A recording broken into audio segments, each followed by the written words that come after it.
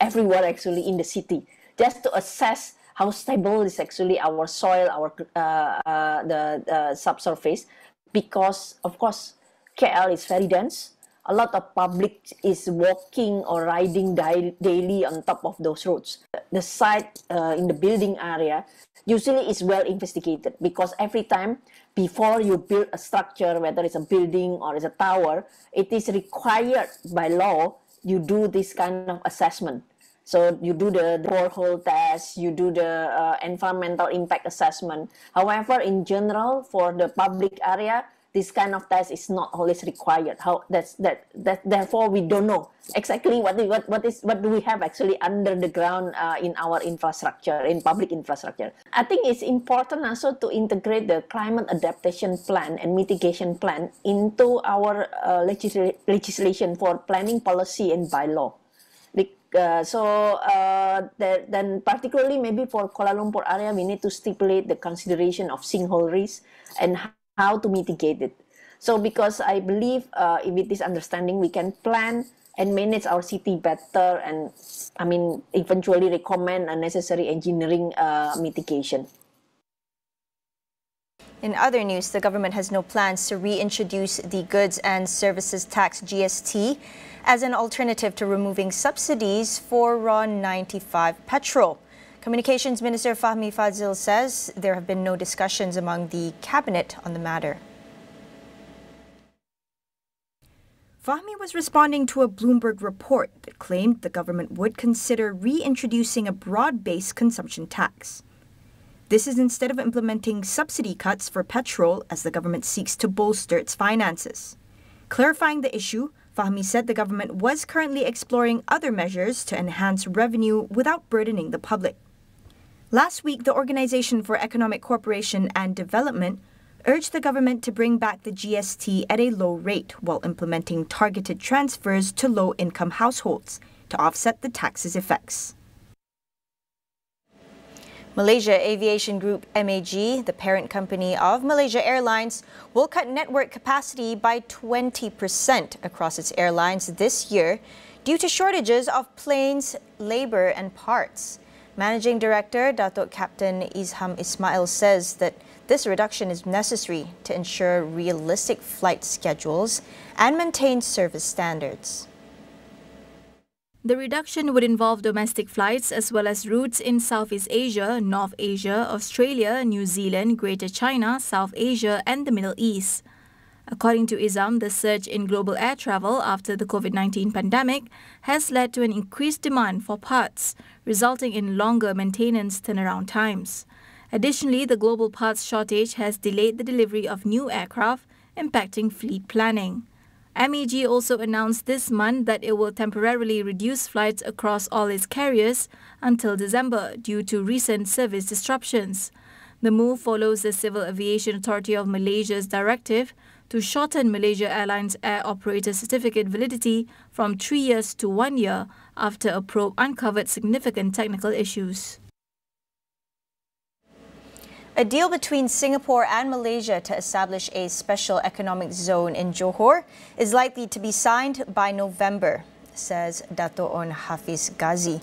According to the Johor Menteri Besar, the timeline was delayed due to leadership meetings, but assured that the details and incentives are still being refined. Speaking at the ASEAN Conference 2024, On Hafiz also addressed concerns about the delay, stating that issues related to the ease of doing business, movement of people and goods, talent availability and security in Johor are being actively addressed. Malaysia and Singapore signed a memorandum in January to develop the Special Economic Zone, which aims to enable the free movement of goods and people between Johor and Singapore.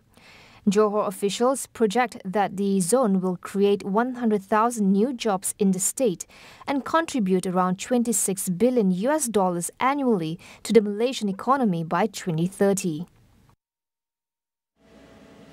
Musang King durians from Malaysia are being sold at 350 ringgit per fruit in China.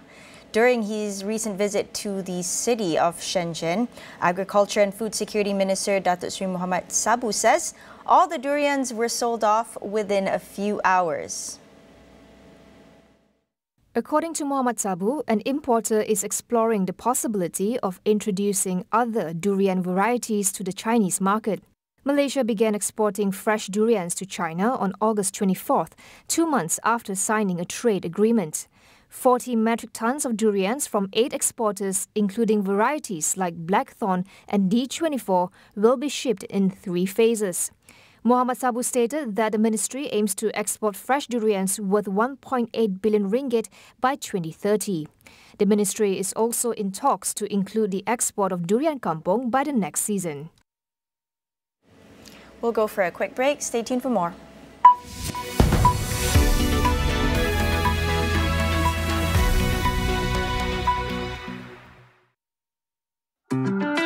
Inilah kita. Ore kanavu. Ika maitong. Cerita kita yang mewarnakan langit indah. Bicara aku jadi kita. நம் லட்சியங்களை அடைய நம் கதைகளை பகிருங்கள். 我们在一起，紧密相连。 Kisah kita, kita megah bersama. Inilah kita. Sama-sama kita menuju ke hadapan. Negaraku, Negara kita. Inilah kita.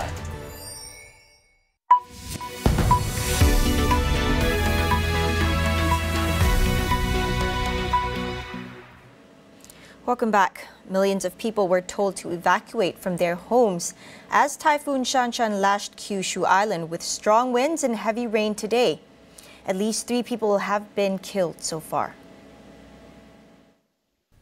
The Japan Meteorological Agency issued a rare emergency warning, expecting the slow-moving storm to cause severe flooding and landslides in the country's southernmost main island, with record rainfall anticipated. A Level 4 evacuation advisory, the second highest alert, has been issued for all of Kyushu, impacting 3.7 million people. With gusts reaching up to 180 kilometers per hour, the typhoon has knocked out power, grounded flights, and halted bullet trains. Major automakers including Toyota, Honda, Mazda, and Nissan have also suspended operations at factories in the storm's path.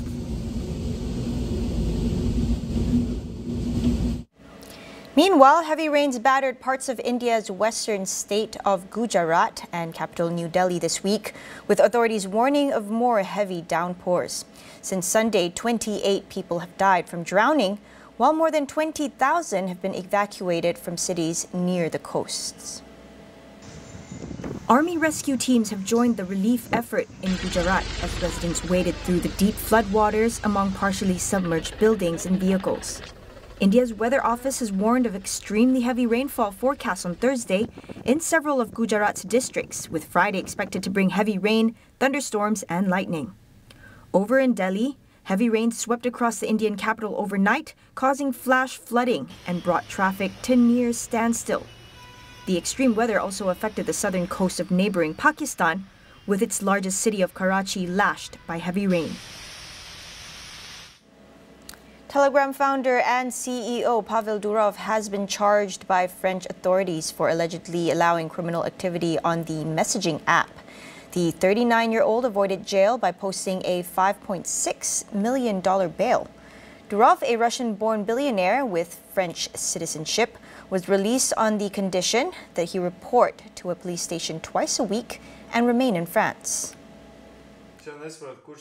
The charges include complicity in the spread of child sexual imagery and other violations on the platform. Durov was detained at Le Bourget airport near Paris on Saturday for allegedly failing to act against illegal content on the app, including child sexual imagery, drug trafficking, and fraud. His arrest, unprecedented for a social media owner, has sparked debate over free speech and accountability. While most major social media networks cooperate with authorities on serious crimes, Telegram has been accused of ignoring such issues. The company, now based in Dubai, maintains that its moderation tools meet industry standards. Israel has reportedly agreed to temporarily pause some military operations in Gaza to allow for a polio vaccination campaign, according to the Washington Post. This decision follows a statement from the United Nations which warned that Israeli evacuation orders were crippling its ability to function in Gaza, forcing Palestinians into increasingly smaller and more remote areas. The Post, citing Israeli Prime Minister Benjamin Netanyahu's office, clarified that Israel did not agree to pauses in the fighting for polio vaccinations, but rather to designate certain areas in Gaza for unspecified purposes, an arrangement approved by the Security Cabinet. UN officials have urged a pause in hostilities to facilitate the vaccination drive for children, which is scheduled to begin this weekend. Aid workers warned that without a humanitarian pause, the campaign may not reach enough children to prevent the spread of the virus, recently detected in Gaza for the first time in 25 years.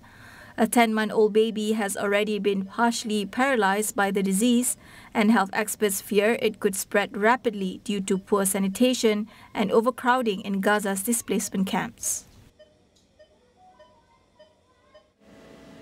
That wraps up AWANI tonight. Thank you for watching. I'm Saraya Mia, and we'll see you again.